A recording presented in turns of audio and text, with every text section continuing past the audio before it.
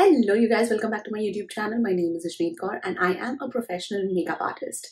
In today's video, I will be showing you how to get this lovely blow-dried look at home. I haven't used anything fancy. I've just used this Truman-The Blow Brush. Even if you don't have this same particular one, you can still follow the steps and use it with any blow brush that you have.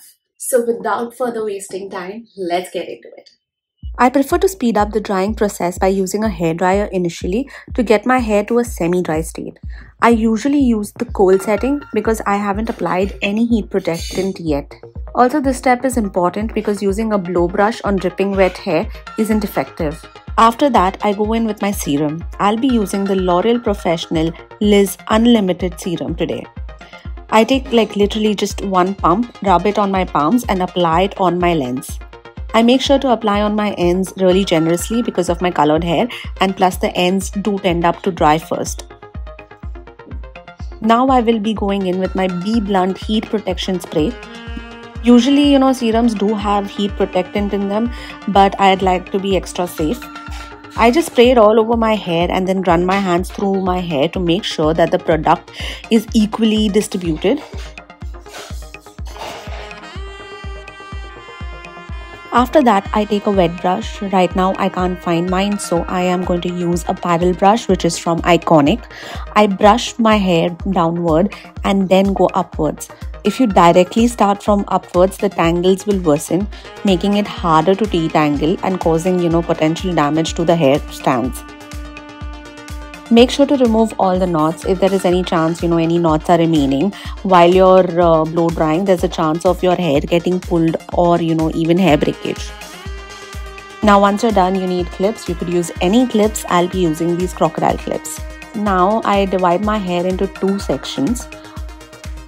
A lot of people do take middle partings, but I have a side parting, so I prefer to take that only as a section. And I don't know, I feel like I get a better bounce that way. Anyway, the first section is secured with the clip. The second section I divide into two equal parts. I'm taking the help of the end of the tail comb, but you can do it by yourself also. Now I secure the upper part with the clip in such a way that it does not interfere with the lower section.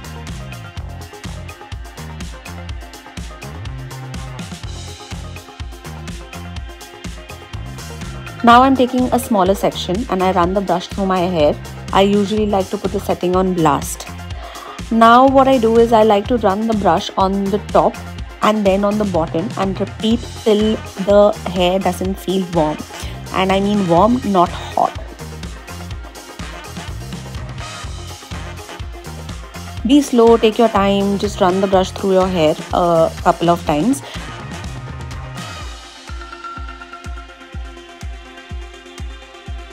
Oh my god, I just love how this looks. I just like to take both the sections and just run the brush through it just to ensure that there are no visible lines of separation.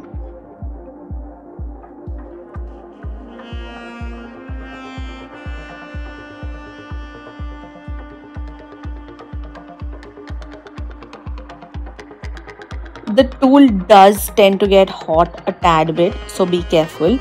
Let me quickly show you how much hair did I lose by doing just this much of section. Also, this is the easiest way to clean any brush. Just take the back of the tail comb and pull it out.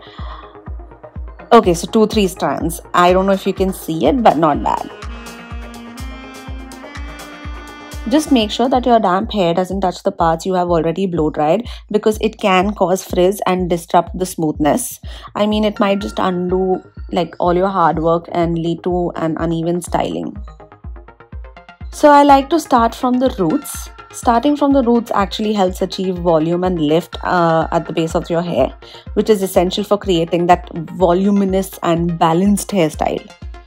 Additionally, it even helps to smooth down any frizz or flyaway near the scalp, resulting in a sleeker and, a more polished look overall. Also, once the brush is towards the roots, you will feel the heat on your face. Nothing unbearable, but there will be some sort of heat emitted and you will feel it. You might notice a burning smell that will happen because of the strands that are stuck in the brush that are getting burnt. Now I'm going to do my front. For an extra bounce, it's always better to roll the brush backwards and then pull the brush outwards.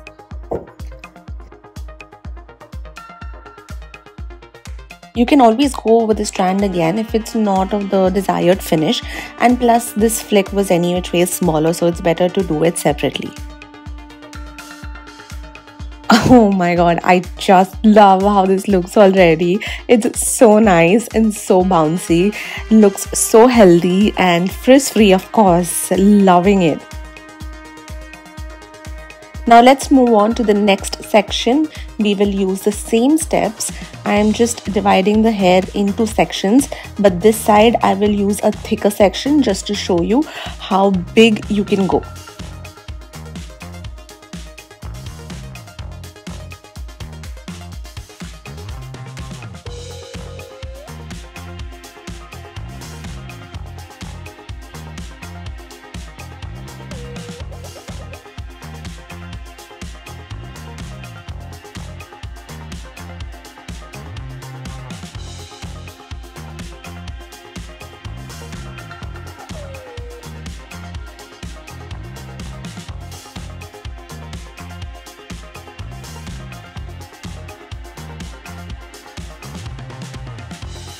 We're just going to repeat the process. I usually find the behind sections to be a little more difficult.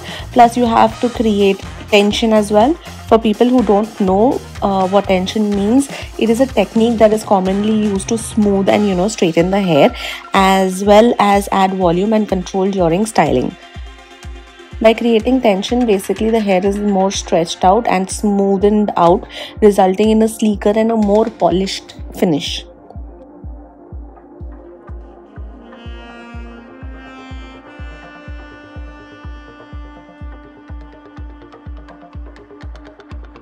Finally, we've reached the last section, just using the same method and gonna finish this off too.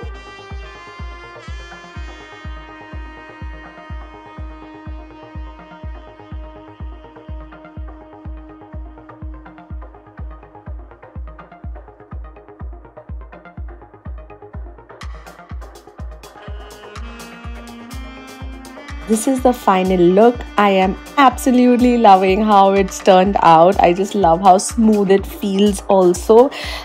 God, if you guys have liked it, please do let me know in the comment section below. Alright you guys, we've reached the end of this video. I hope you have learned something at least out of this tutorial. Also, I have a product review on this Truman-The hairbrush, so if you want you can go check that out in case you're thinking of buying it. And don't forget to like, share and subscribe to my channel, and I'll see you in my next one.